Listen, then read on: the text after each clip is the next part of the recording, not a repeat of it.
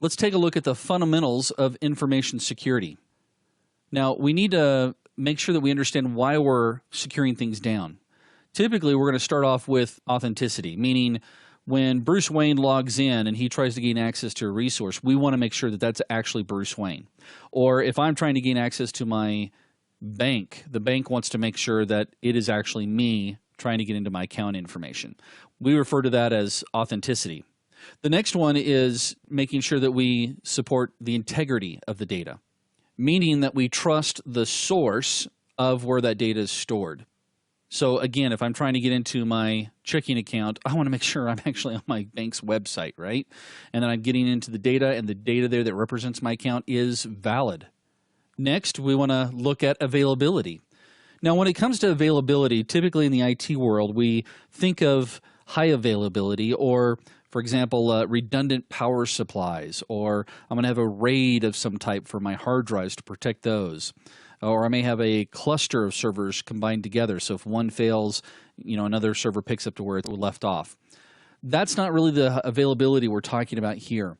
When it comes to information security, we need to make sure that people can get to their data and they're not being denied access to that data. One of the biggest hacks out there right now that we hear about all the time is something called a denial of service attack, or a DOS. A DOS is designed to refuse availability for users to gain access to resources.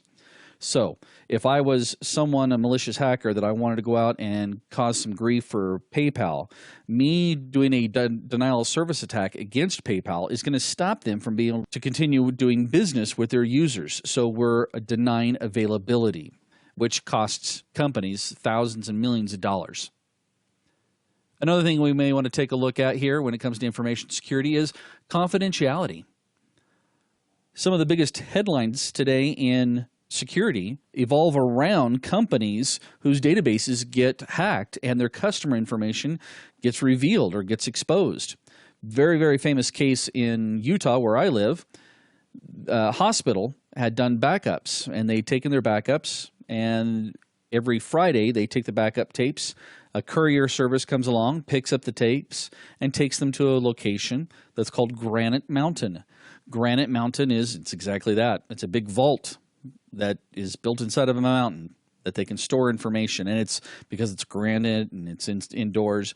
It's naturally at a certain temperature and perfect humidity. Anyway, the courier came and picked up the tapes, but instead of going to deliver them, he decided to go home for the weekend.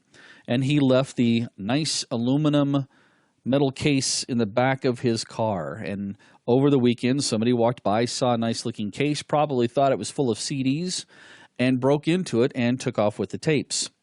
Yeah, somebody was looking for a job that next week, huh? It cost that hospital hundreds of thousands of dollars because they had to go and make sure that everybody, all their patients, whoever's records were on those tapes, and it was not just most recent, it was like a full backup. They had to go buy identity protection services for those patients. It is really, really quite big. News article here. It's like when I go to my doctor's office, what are my expectations for confidentiality? I give them all kinds of information, social security number, health records. So we have to make sure that we secure things that would be considered confidential. And then, of course, one of the other big issues is non-repudiation. Now, what we mean by non-repudiation is we don't want people to modify data without accountability. So, for example, if Dick Grayson modifies a document, we don't want Dick Grayson to ever say, well, that wasn't me. Typically, we rely on other security mechanisms, but we're able to go back and say, no, Dick Grayson, you actually modified it on this date at this time from this workstation. So these are the main concepts or main foundations of information security, why we do information security.